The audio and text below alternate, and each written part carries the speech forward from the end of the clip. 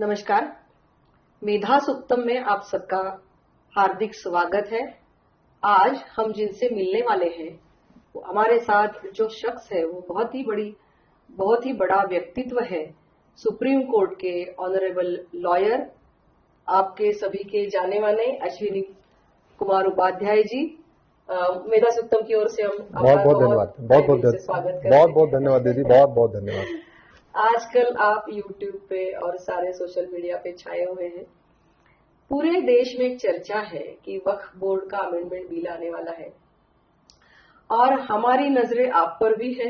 मैं भी जेपीसी में काम कर रही हूँ और ज्यादातर जेपीसी में जो अंदर होता है मैं बात नहीं कर पाती बाहर, क्योंकि ये अलाउड नहीं है। लेकिन हम सुनते हैं कि आप बहुत ही अच्छी तरह से वक्फ बोर्ड अमेंडमेंट बिल के संदर्भ में बहुत सारी बातें करते हैं। इसके पहले भी आपने अच्छी भूमिका देश हित में आप जो विधिज्ञ हैं, आपके ज्ञान का बहुत अच्छा उपयोग अपने देश के लिए किया है। जैसे कि बोला जाए तो 370 कलम हो, 35A हो, 3 तलाक हो, 4 शादियों के बारे में आपने कुछ कहा हो, यूनिफाइड सिविल कोड के बारे में कहा हो, यूनिफाइड बैंकिंग कोड के बारे में आप हमेशा कहते रहते हैं। तो बहुत ही अच्छा योगदान आपका रहा है। तो मैंने ये सोचा कि क्यों ना मेधा सुक्तम के दर्शकों को आपको रूबरू किया जाए और मैं आभार व्यक्त करती हूँ, धन्यवाद ज्ञापित करती हूँ कि हमारे दर्शकों के लिए आपने समय निकाला। आजकल आप बहुत भागदौड़ कर रहे हैं, बहुत बिजी है, फिर भी आपने समय निकाला। मैं बहुत अच्छा फील कर रही हूँ और बहुत ये हमारे लिए ज्यादा उपलब्धि है कि जो बात हम नहीं कर पा रहे हैं आप बहुत अच्छी तरह से निभा रहे हैं और देश के लिए बहुत फायदेमंद रहेगा। सबसे पहले तो मैं आपको प्रणाम करता हूं दीदी। मैं पुणे आता जाता रहता था, आपके बारे में सुनता रहता था। Thank you. आप यहाँ जब विधायक थी तब से मैं आपको जानता हूँ, अभी आप सांसद हैं। आभार आपको व्यक्त करता हूं और आपके पास एक बहुत अच्छी अपॉर्चुनिटी है जहां आप जेपीसी में हैं और जेपीसी में लगातार सही बात आप कहने की कोशिश कर रही हैं। सवाल यह है कि भारत संविधान से चलेगा जी, सबके लिए एक कानून होगा या अलग अलग होगा जी। संविधान 2 शब्दों से मिलकर बना है। संविधान, ऐसा विधान जो सबके लिए समान हो उसको कहते हैं संविधान। और ये मेरे हाथ में भारत का संविधान है। बिल्कुल। भारत में बहुविधान नहीं चलेगा। भारत में मजहब के आधार पर विधान नहीं चलेगा, क्योंकि मजहब के आधार पर विभाजन हो चुका है। अब हमारे संविधान निर्माताओं ने कहा, बाबा साहब अम्बेडकर, सरदार पटेल, डॉक्टर श्यामा प्रसाद मुखर्जी, अलादी कृष्णा अय्यर, ऐसे हर जगह के लोग थे। यहाँ महाराष्ट्र के कामत साहब थे। सब लोगों ने कहा कि नहीं, अब भारत में मजहब के आधार पर कुछ भी नहीं चलेगा, सबके लिए एक विधान होगा। मेरी कोशिश यही है कि भारत में एक देश एक विधान हो। इसलिए मैंने यूनिफॉर्म सिविल कोड के लिए पीएल फाइल किया है, यूनिफॉर्म पुलिस कोड के लिए फाइल किया है, यूनिफॉर्म एडमिनिस्ट्रेटिव कोड के लिए फाइल किया है। मेरी 200 हाई कोर्ट सुप्रीम कोर्ट में 200 है। यूनिफॉर्म जुडिशियल कोड के लिए है, यूनिफॉर्म टैक्स कोड के लिए है, यूनिफॉर्म लेबर कोड के लिए है। ऐसे मेरी करीब 200 पीएल है, हाई कोर्ट सुप्रीम कोर्ट मिला के।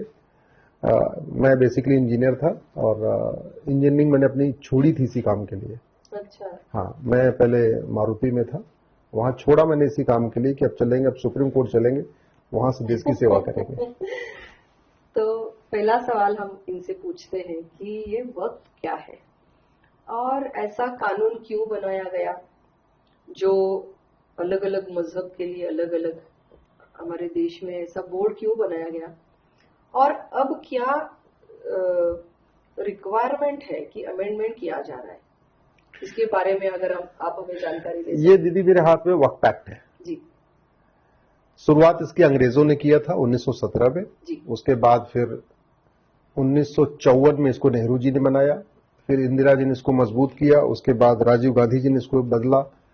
1995 में नरसिम्हा राव जी ने पुराना जितना चल रहा था सबको खत्म करके एक नया बना दिया। 2013 में जाते जाते मनमोहन सिंह जी ने इसको और बदल दिया। वक्फ का मतलब होता है दान करना, वक्फ का मतलब होता है चैरिटी करना, डोनेट करना।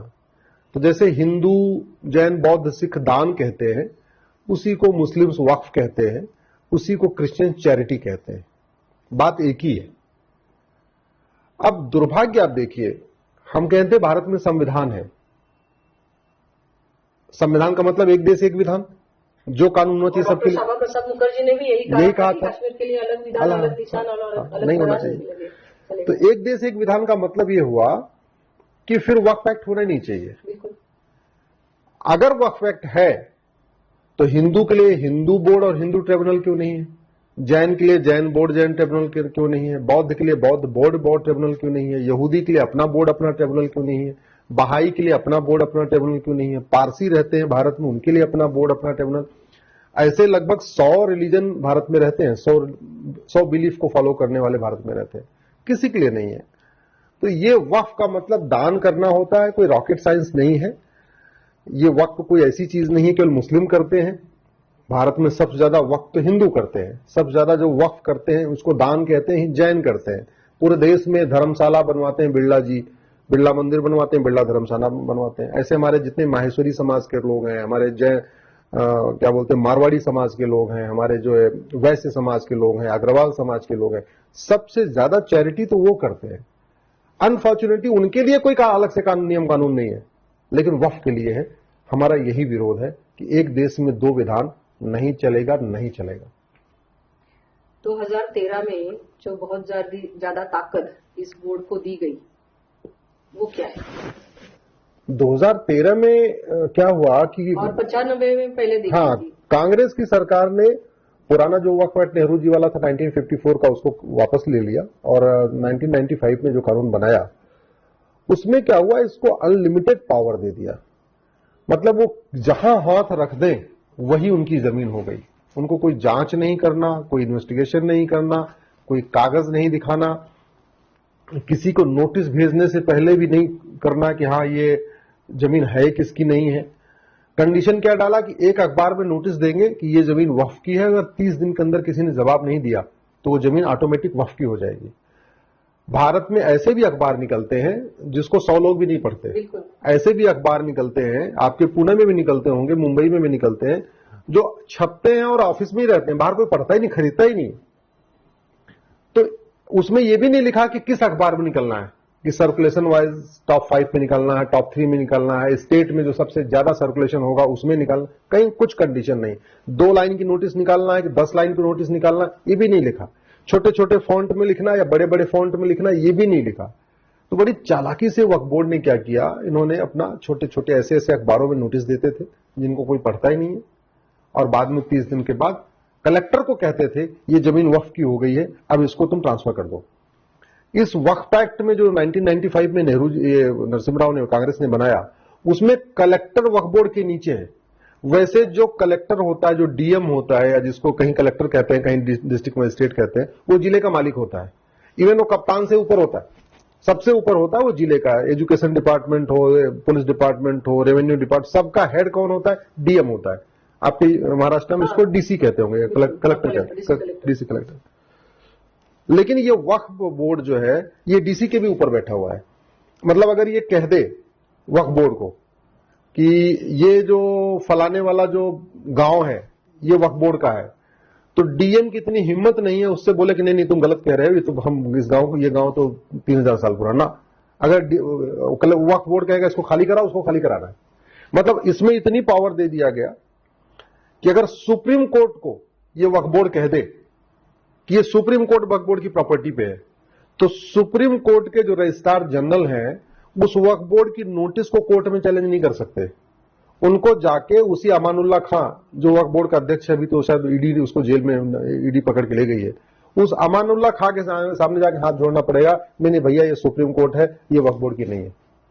इतनी पावर दे दिया कि अगर राष्ट्रपति भवन को कह दे वक्फ बोर्ड, ये राष्ट्रपति भवन वक्फ बोर्ड की प्रॉपर्टी पे, और वक्फ बोर्ड को राष्ट्रपति भवन को वक्फ डिक्लेयर करने के लिए कोई कागज नहीं दिखाना, उसको ये नहीं दिखाना कि ये जो मुगल गार्डन है, ये राष्ट्रपति भवन है, ये मुगलों का, उसको बस सिंपल नोटिस भेजना है।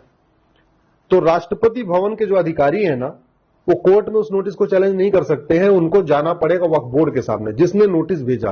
तो मतलब वही चोर, ट्रिब्यूनल इज फाइनल, वही चोर, वही दरोगा, वही इन्वेस्टिगेटिव ऑफिसर और वही जज, सारी शक्तियां एक ही उसको दे दिया गया है।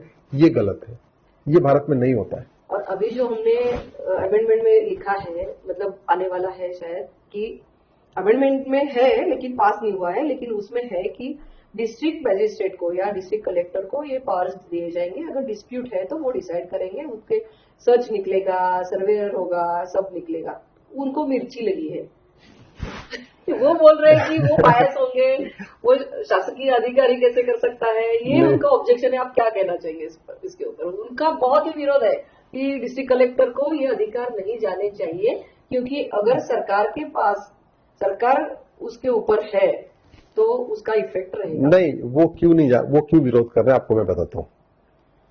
जब देश आजाद हुआ तो वक्फ बोर्ड के पास 45,000 एकड़ जमीन थी, 45,000 एकड़ जमीन। आज की डेट में वक्फ बोर्ड के पास 9.5 लाख एकड़ जमीन है, यानी पिछले 75 साल में 9 लाख एकड़ जमीन बढ़ गई। वैसे मैं आपको बताऊं कि दुनिया के 50 देशों का जो क्षेत्रफल है ना, वो 10 लाख एकड़ से कम है। जैसे बहरीन का क्षेत्रफल है 75,000, मालदीव का क्षेत्रफल है 75,000 एकड़। भारत में वक्फ बोर्ड के पास लगभग 9.5 लाख एकड़ है, अभी 10 लाख एकड़ हो चुका है, 10 लाख एकड़ है, 10 लाख एकड़ हो चुका है। इसका मतलब ये हुआ कि भारत में वक्फ बोर्ड के जमीन पे 12 मालदीव बन सकता है। बहरीन का क्षेत्रफल 1,75,000 एकड़ है, वक्फ बोर्ड के पास 10 लाख एकड़ है, यानी भारत में वक्फ बोर्ड के ऊपर 5 बहरीन बन सकता है। भारत में वक्फ बोर्ड के ऊपर 3 सिंगापुर बन सकता है। भारत में वक्फ बोर्ड के ऊपर 2 मॉरिशस बन सकता है। भारत में वक्फ बोर्ड के ऊपर 2 लग्जमबर्ग बन सकता है। 50 देशों का क्षेत्रफल 10 लाख एकड़ से कम है और भारत में वक्फ बोर्ड के पास 10 लाख एकड़ जमीन है। वो इसलिए नहीं करना चाहते हैं क्योंकि सच्चाई ये है कि जैसे इसका विरोध कौन कर रहे हैं, जैसे ओवैसी हो गए, मदनी हो गए, बुखारी हो गए, बड़े बड़े पॉलिटिशियन, इन्होंने वक्फ बोर्ड के नाम पे 2-2 हजार एकड़ जमीन, 3-3 हजार एकड़ जमीन वक्फ बोर्ड के नाम पे इकट्ठा कर लिया है। उस पे फार्म हाउस खोल दिया है, उस पे उनके मैरिज हॉल चल रहे हैं, उस पे मतलब बड़ी बड़ी उस पे पार्टियां उनकी चल रही हैं, उसको उन्होंने किराए पे दे दिया है। बहुत सारी जगह तो दुकानें बना के उसको किराए पे उठा रखा है। मतलब दुनिया भर का उस पे वो सीधे सीधे, तो मैं अब नाम नहीं लेना चाहूंगा, लेकिन 3-4 ऐसे मैं नेताओं को जानता हूं जिन्होंने लगभग 3-3 हजार एकड़ जमीन वक्फ बोर्ड की जमीन को कब्जा करके रखा हुआ है, अलग अलग नामों से, उसको लीज पे करके, ये करके, वो करके, अलग अलग। बहुत इसका फायदा गरीब मुस्लिमों को भी नहीं एकदम नहीं। मैं कह रहा हूं कि भारत में 99% मुस्लिम्स को वक्फ बोर्ड का कोई फायदा नहीं मिला, जीरो। इसका सारा का सारा फायदा वो जो पॉपुलर, जो मतलब स्ट्रांग मुस्लिम्स हैं, जो बड़े मुस्लिम हैं, जो अरबपति खरबपति मुस्लिम हैं, या वो मुस्लिम्स जो एमपी वगैरह बन चुके हैं, एमएलए बन चुके हैं, या वो मतलब जो बड़े प्रभावशाली मुस्लिम्स हैं, वही इसका फायदा उठा रहे हैं और वही इसका विरोध कर रहे हैं। सच्चाई ये है, इस समय वक्फ बोर्ड के खिलाफ 120 पीआईएल चल रही पूरे देश भर में, उसमें से 20 पीआईएल तो मुस्लिम्स ने फाइल किया हुआ है। मुसलमान भी इससे परेशान है, उनकी जमीनों को भी वक्फ डिक्लेयर करके उस पर कब्जा कर लिया, अपना काम कर रहे हैं। तो ये अनकॉन्स्टिट्यूशनल के साथ साथ ये अपने आप में एक तरीके से मुसलमानों के भी खिलाफ है, और मैं इसको अनकॉन्स्टिट्यूशनल इसलिए कहता हूं जी।